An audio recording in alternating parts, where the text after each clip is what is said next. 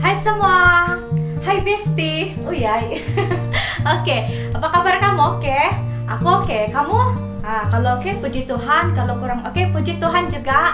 Karena kita dapat berkumpul bersama-sama untuk SMM kali ini di atas talian. Amin. Nah, jadi mari kita berdoa. Bapa di syurga, kami bersyukur atas segala kebaikan Engkau dalam kehidupan kami. Hari ini kami memulakan SMM kami. Kiranya Engkau memberkati semuanya dalam nama Yesus. Amin. Nah, jadi kita masuk dalam permainan. Permainan ini adalah mengenai Alkitab kita. Oke? Alkitab kita. Nah, ini adalah buku catatan saya, dimana ini masa itu sangat cerita. Oke, ini buku catatan masa saya ikut kepimpinan guru kanak-kanak. Jadi game kita yaitu buku Alkitab kan. Oke, jadi gamenya begini. Dia ada dua jenis jawaban. Dua jawaban. Kamu pilih E atau B. Begitu. Contoh Alkitab. Alkitab kita berbentuk apa? E berbentuk bulat, B berbentuk segi empat sama. E atau B. Begitu. Jadi jawabannya adalah B. Oke? Kita punya Alkitab segi empat sama, bukan bulat. Kalau ada bulat, saya belum pernah jumpa lagi lah. Oke? Nah, jadi kita mulakan kita punya game. Oke. Dalam Alkitab kita ada berapa kitab? Ada berapa buku di dalamnya?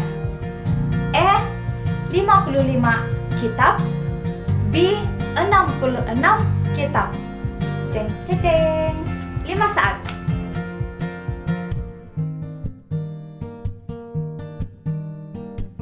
Ya, siapa jawab B?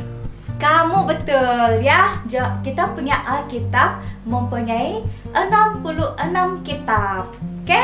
Nah, dalam Alkitab kita ada berapa orang penulis?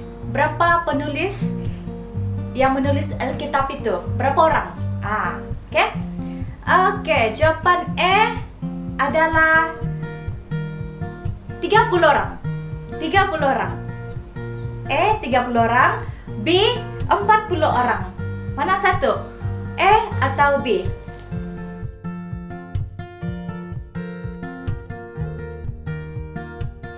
Ya, betul. Siapa jawab E tuh? Kamu salah. Jawabannya adalah B, 40 penulis. Oke? Oke, ini paling senang.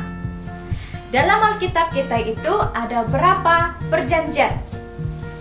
E 4 perjanjian, B 2 perjanjian.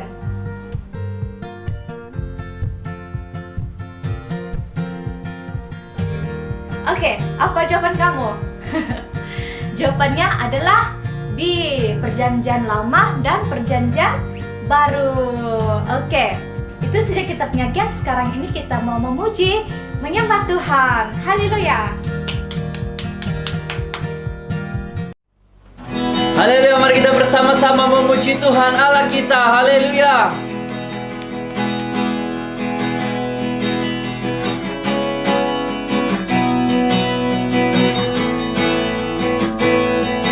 Mari bersama nyanyikan. Kau gunung batuku dan kau kota bentengku, tak akan ku ragu. Kau menjamin hidupku, Kau keselamatanku, dan Kau yang membelaku, tak akan ku takut. Kuasamu di dalamku, walau badai menerpa di dalam hidupku ini. Namun tanganmu Tuhan mengangkatku tinggi. Kau Tuhan yang benar, tak pernah tinggalkan. Dahulu, sekarang, selamanya, janjimu tak berubah. Kau Alfa dan Omega, awal dan akhir. Semesta semesta alam memuja Engkau Tuhan yang benar.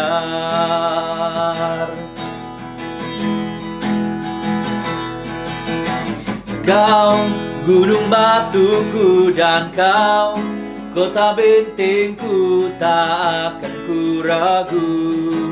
Kau menjamin hidupku, kau keselamatanku dan kau yang membelaku, tak akan ku takut. Kuasamu di dalamku, walau badai menerpa di dalam hidupku ini. Namun tanganmu Tuhan mengangkatku tinggi. Kau Tuhan yang benar, tak pernah tinggalkan. Dahulu, sekarang, selamanya, janjimu tak berubah. Kau Alfa dan Omega, awal dan akhir. Semesta alam memuja Engkau Tuhan yang benar.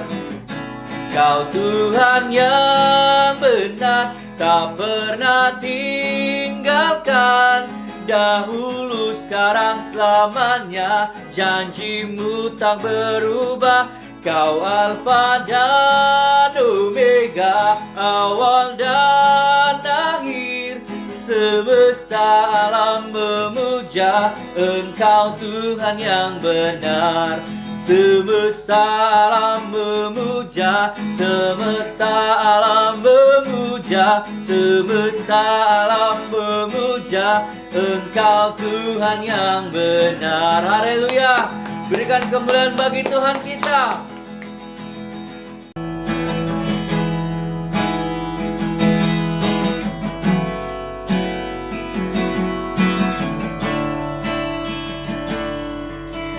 Ku datang ya Bapa dalam kerinduan, memandang keindahan-Mu.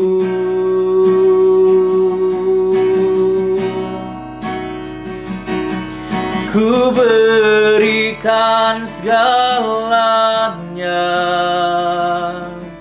semuanya yang ada. Ku ingin menyenangkan hati-Mu, oh Tuhan.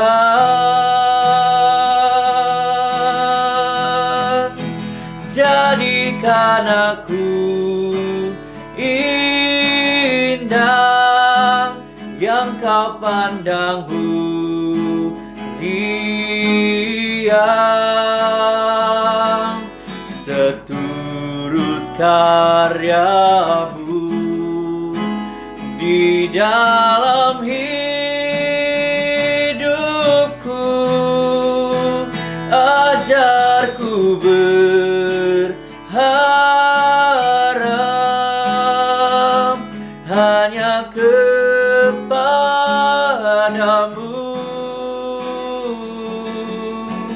taat dan setia kepada-Mu,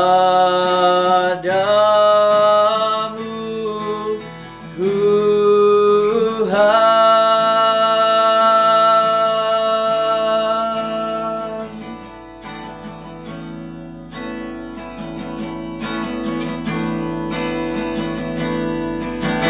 Ku datang ya Bapa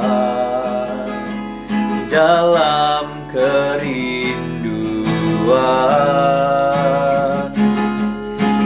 memandang keindahan-Mu.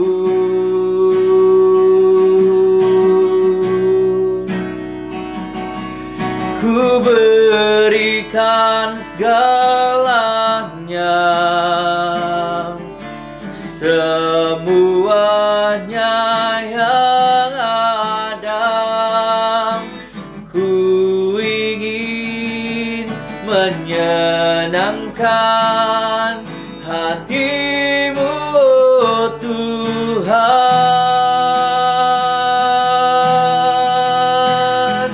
Jadikan aku indah yang kau pandang mulia, seturut karyamu di dalam hidupku. Ajarku berharap hanya kepadamu,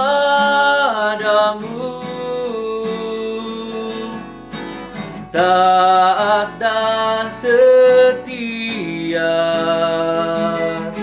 kepadamu,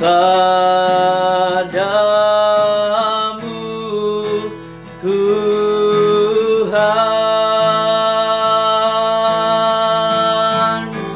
Jadikan aku indah yang kau pandang mulia, seturut karyamu di dalam hidupku. Ajarku berharap hanya kepadamu,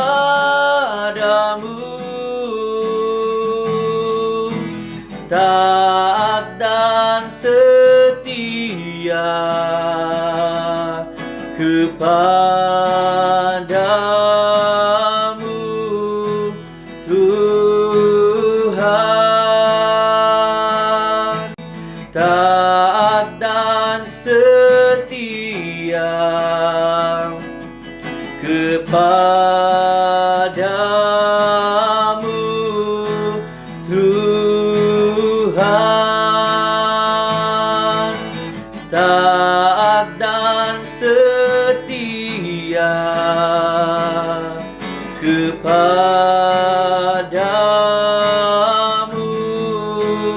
Tuhan. Haleluya, haleluya. Mari kita semua berikan kemuliaan bagi Tuhan kita.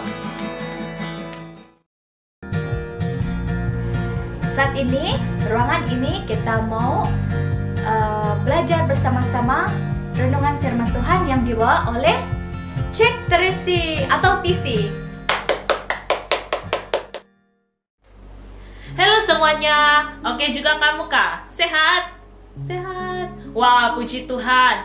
Jadi bagi kamu yang sedang sakit pada hari ini, kiranya Tuhan memberikan kesembuhan bagi setiap kamu. Amin. Apa-apapun, mari kita berdoa terlebih dahulu. Mari kita berdoa. Tuhan, kami sangat bersyukur hari ini kami mendengarkan firman Tuhan bersama. Biarlah kiranya firman Tuhan ini akan mengajar kami ya Tuhan, akan membentuk kehidupan kami. Kami bersyukur dan menyerahkan semua ini ke dalam tangan-Mu. Hanya di dalam dan di atas nama Tuhan Yesus kami berdoa. Amin. Nah, firman Tuhan kita pada hari ini adalah menjadi permata. Nah, begini ceritanya. Onesimus ini adalah seorang hamba kepunyaan Filemon yang melarikan diri ke Roma. Jadi Onesimus ini telah merugikan tuannya dengan mencuri harta benda tuannya. Nah, semasa di Roma, Onesimus ini bertemu dengan Paulus dan dia menjadi seorang Kristen, orang yang percaya kepada Tuhan. Nah, Paulus memohon kepada Filemon supaya menerima Onesimus kembali, bukan menjadi hamba, tetapi menjadi saudara yang dikasihi. Nah, Paulus sangat berharap kepada Filemon supaya menerima Onesimus ini. Di hadapan Paulus, Filemon dan Onesimus bukan hubungan antara tuan dan hamba, tetapi menjadi saudara di dalam Kristus. Nah, Onesimus bukan seperti yang dahulu, tetapi dia sekarang adalah seorang yang berguna seperti arti namanya. Paulus mempercayakan iman dan kasih Filemon ditunjukkan kepada Onesimus supaya Filemon dapat menerima Onesimus sama seperti Filemon menerima Paulus. Poin yang pertama, apalah arti sebuah nama? Nah, nama itu sangat berarti ya. Mungkin ada yang namanya sederhana, mungkin ada yang namanya terasa melucukan begitu. Nah, kalau seseorang itu limpas di depan kita kan dan kita panggil namanya begitu, orang itu pastilah akan meninggu kan kepada kita. Dia mau tahu siapa yang panggil dia begitu. Jadi sangat jelas bahwa sapaan nama ini sangat berkesan dan bermakna bagi seseorang pribadi itu. Nah, untuk pengetahuan kamu semua, apapun nama kita ini adalah orang-orang yang sangat berharga di mata Allah, di mata Tuhan kita. Amin. Nah, sewaktu ibu bapak kita ini menetapkan nama kita, tentulah mereka ini ada harapan di sebalik dari nama kita itu. Dan pastilah harapan ibu bapak kita itu yang terbaik, bukan yang jahat-jahat ya. Nah, begitu jugalah ibu bapak yang lain, ibu bapak kamu, ibu bapak siapapun. Tapi kan, ada juga orang yang namanya ini amat jauh berbeza dengan arti namanya itu. Demikianlah halnya dengan si Onesimus ini. Arti nama Onesimus ini adalah berguna, tetapi perbuatannya pula sebaliknya. Dia menjadi seseorang yang telah merugikan tuannya, yaitu si Filemon. Nah, harapan ibu bapa kepada anaknya tidak terletak sepenuhnya jugalah kepada penetapan kepada sebuah nama itu begitu. Namun, Onesimus ini menjadi sama dengan arti namanya, yaitu berguna. Ini terjadi sewaktu dia hidup dalam pengajaran dan iman kepada Tuhan Yesus. Dalam Filemon pasal 1 ayat yang ke-11. Dahulu memang dia tidak berguna bagimu, tetapi sekarang sangat berguna baik bagimu maupun bagiku. Firman Tuhan berkuasa untuk mengubah, memperbaharui, dan membentuk sikap seseorang. Saya percaya setiap ibu bapa mempunyai harapan yang besar kepada anak-anaknya, betul kan? Tapi jangan juga hanya berharap. Anak-anak itu harus jugalah diperkenalkan, didekatkan, dan menghidupi firman Allah supaya nantinya anak itu menjadi seorang yang berguna gitu. Amin. Nah, poin yang kedua, kontras hidup dalam dan luar iman kepada Kristus.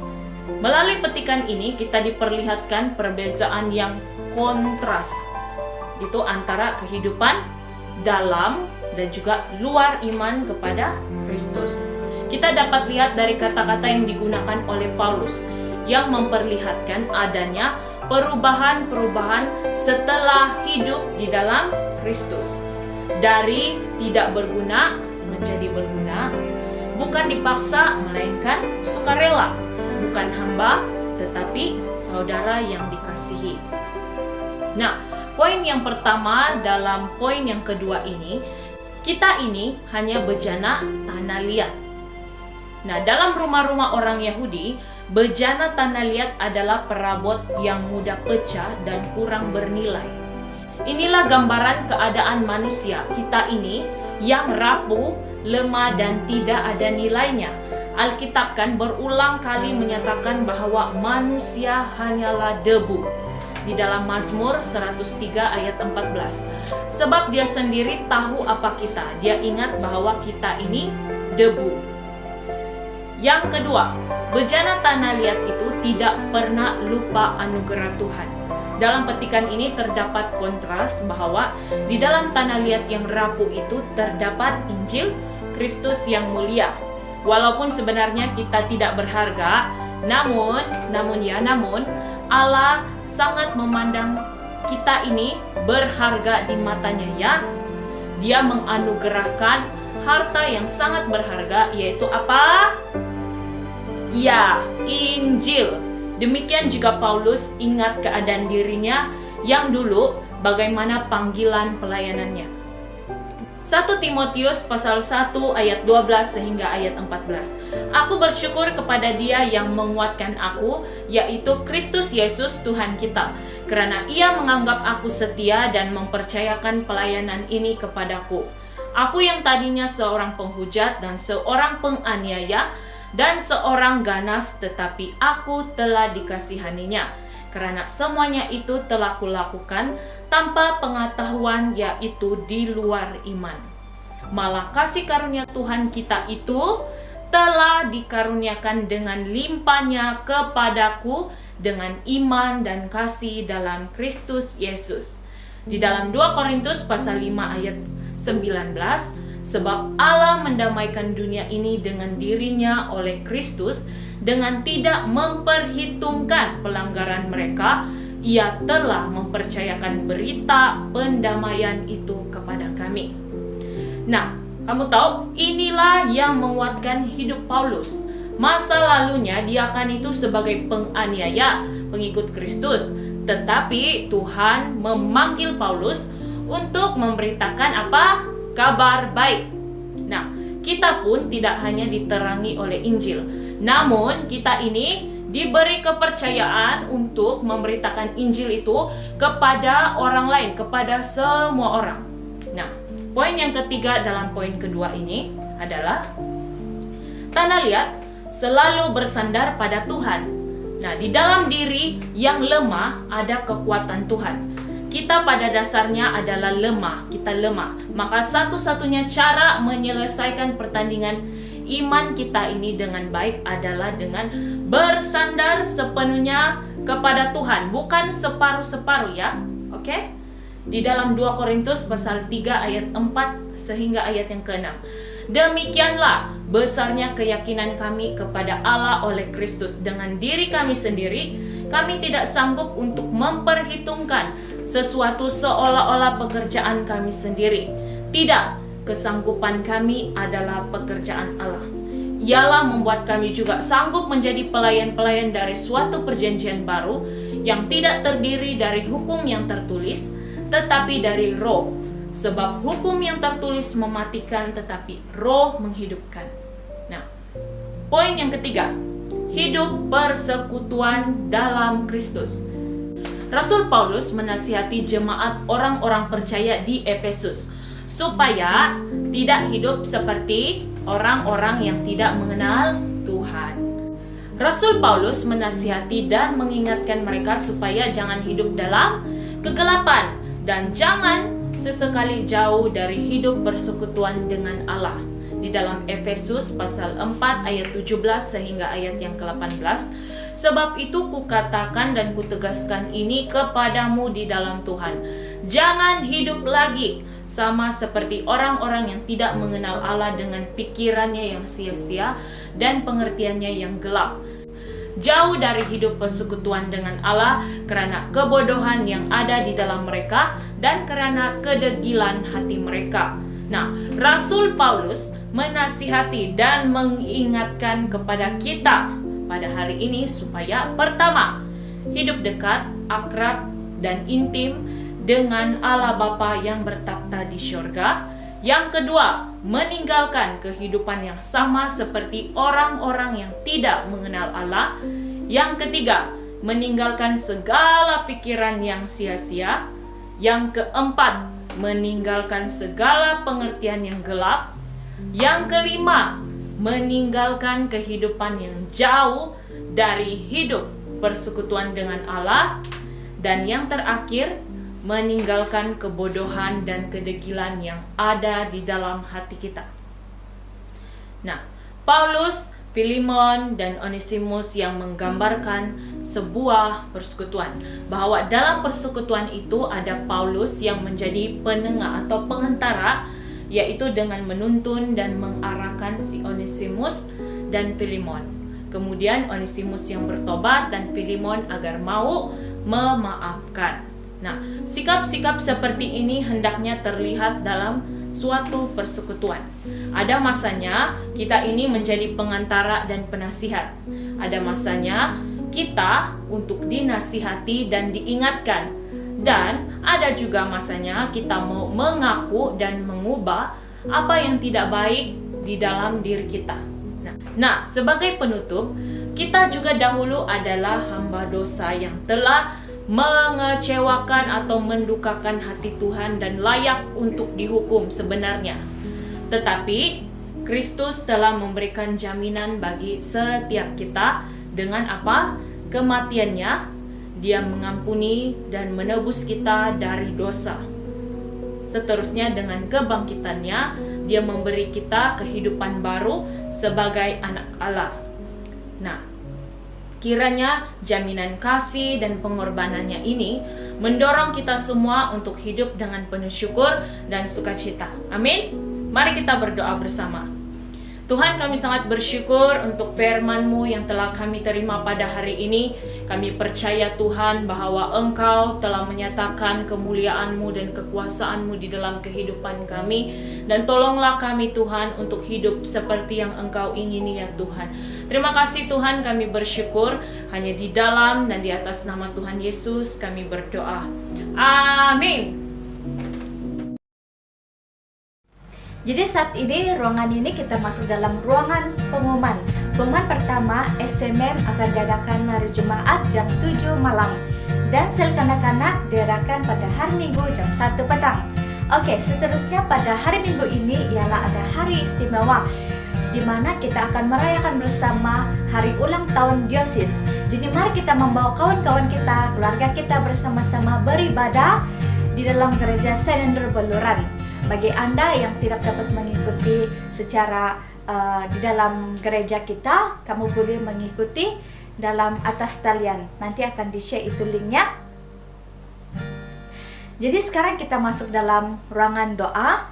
Doa yang pertama di mana kita mau terus berdoa sokong bagi mereka yang terlibat dalam persiapan ulang tahun Diosis ke-60 tahun. Dan kita mau berdoa juga untuk kesehatan kita dan juga kita semua mudah-mudi supaya kita tetap on fire dalam mengikuti SMM. Begitu juga untuk persekolahan dan juga pekerjaan. Mari kita berdoa. Bapa di surga Tuhan, saat ini kami bersyukur karena Engkau sangat baik dalam kehidupan kami.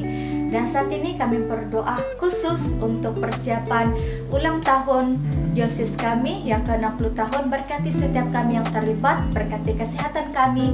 Kiranya kami ya Tuhan dimampukan untuk melakukan semua ini untuk kemuliaan-Mu. Tuhan Yesus, kami berdoa juga untuk mudah-mudi setiap kami ya Tuhan, anak-anak-Mu, kiranya Kau memberkati kesehatan kami, berkati juga untuk iman kami supaya kami tetap on fire untuk mengikuti SMM kami. Kami berdoa ya Tuhan untuk setiap kami juga yang ada saat ini, kiranya Engkau memberkati pelajaran kami, pembelajaran, berkati juga untuk pekerjaan kami ya Tuhan. Berkati kami semua ya Tuhan, dan semua ini kami serahkan hanya dalam nama Yesus. Amin. Mari kita bersama-sama doa Tuhan. Bapa kami yang di syurga, dikuduskanlah nama-Mu. Datanglah kerajaan-Mu, jadilah kehendak-Mu di bumi seperti di syurga. Berikanlah kami pada hari ini makanan kami sehari-hari. Ampunilah kami akan dosa-dosa kami, seperti kami juga mengampuni orang yang bersalah kepada kami. Janganlah membawa kami ke dalam pencobaan, tetapi lepaskanlah kami daripada yang jahat. Karena Engkaulah yang mempunyai kerajaan, kuasa dan kemuliaan sekarang dan selama-lamanya. Amin. Jadi bersama-sama kita doa berkat. Kasih karunia Tuhan kita Yesus Kristus dan kasih Allah dan persekutuan Roh Kudus menyertai kita sekalian selama-lamanya. Amin. Bye-bye. Haleluya, mari kita bersama-sama memuji Tuhan kita sekali lagi. Haleluya.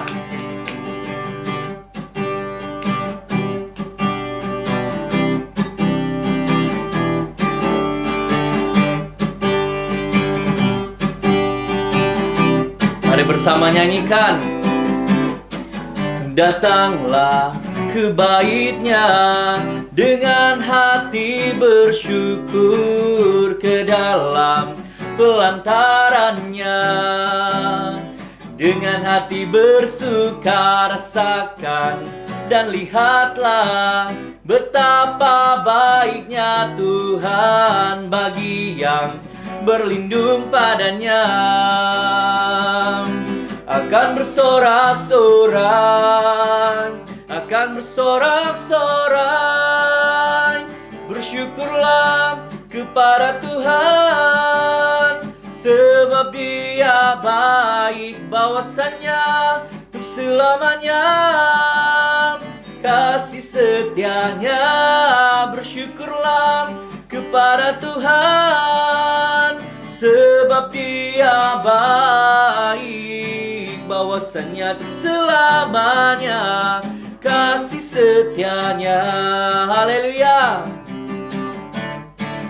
Datanglah ke bait-Nya dengan hati bersyukur, ke dalam pelantarannya dengan hati bersuka rasakan dan lihatlah betapa baiknya Tuhan bagi yang berlindung padanya.